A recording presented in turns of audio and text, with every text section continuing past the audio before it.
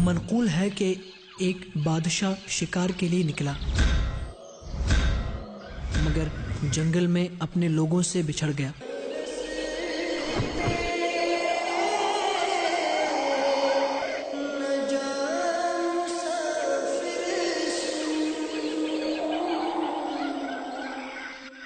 وہاں جنگل میں اسے ایک کمزور اور غمگین نوجوان نظر آیا جو انسانی ہڈیوں کو الٹ پلٹ رہا تھا۔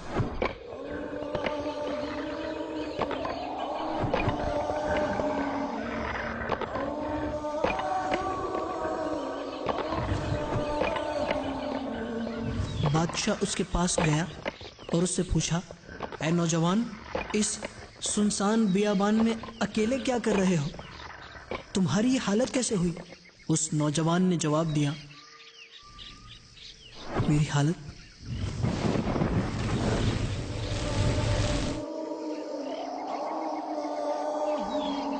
میرا یہ حال اس وجہ سے ہے کہ مجھے طویل سفر درپیش ہے۔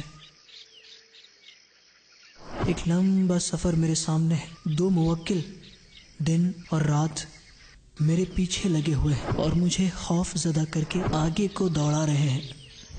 جو بھی دن اور رات گزرتے ہیں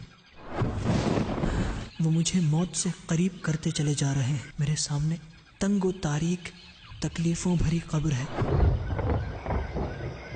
ان قریب مجھے زمین کے نیچے گلنے سڑنے کے لیے چھوڑ دیا جائے گا۔ وہاں تنگی و پریشانی ہوگی، وہاں مجھے کیڑوں کی خوراک بننا ہوگا۔ میری ہڈیاں جدا جدا ہو جائیں گی اور اسی پر اکتفا نہیں بلکہ اس کے بعد قیامت برپا ہوگی جو بہت کٹھن مرحلہ ہوگا۔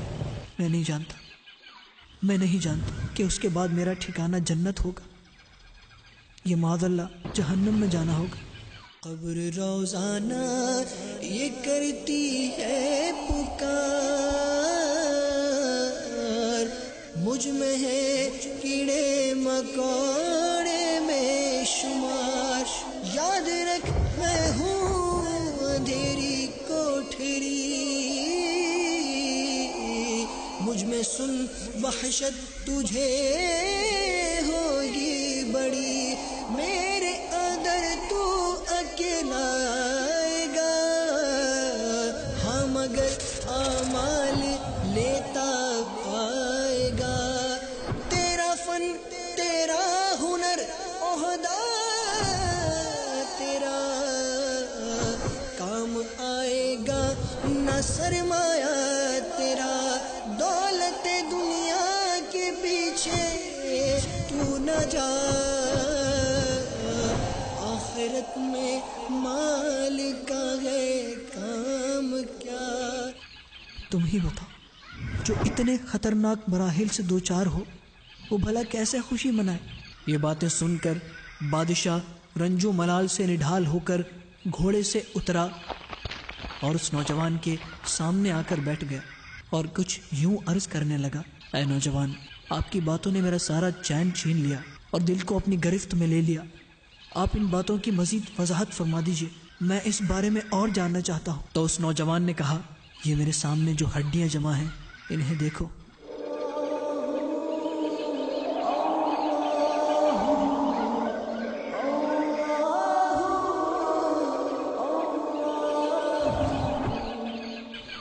یہ ایسے بادشاہوں کی ہڈیاں ہیں جنہیں دنیا نے اپنی زینت میں، اپنی رنگینیوں میں الجھا کر دھوکے میں مبتلا کر دیا تھا۔ یہ خود تو لوگوں پر حکومت کرتے تھے لیکن ان کے دلوں پر غفلت کی حکمرانی تھی۔ یہ لوگ آخرت سے غافل رہے یہاں تک کہ انہیں اچانک موت آ گئی۔ ان کی تمام آرزوئیں دھری کی دھری رہ گئی، جو نعمتیں انہیں دی گئی تھی وہ ان سے واپس لے لی گئیں اور قبروں میں ان کے جسم گل سڑ گئے، اور آج انتہائی قسم پرسی کے عالم میں ان کی ہڈیاں بکھری پڑی ہیں۔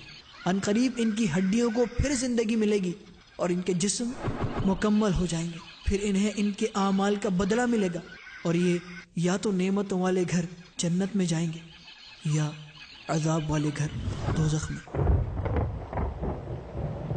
اتنا کہنے کے بعد وہ نوجوان بادشاہ کی آنکھوں سے اوجھل ہو کر معلوم نہیں کہاں چلا گیا۔ ادھر جب خدام بادشاہ کو ڈھونڈتے ہوئے اس کے پاس پہنچے تو بادشاہ کا چہرہ اداس اور اس کی آنکھوں سے آنسو بہہ رہے تھے۔ جب رات آئی تو بادشاہ نے شاہی لباس اتار دیا اور 2 چادریں جسم پر ڈال کر اپنے رب عز و جل کو راضی کرنے نکل گیا۔ پھر اس کا پتہ نہ چلا کہ کہاں گیا۔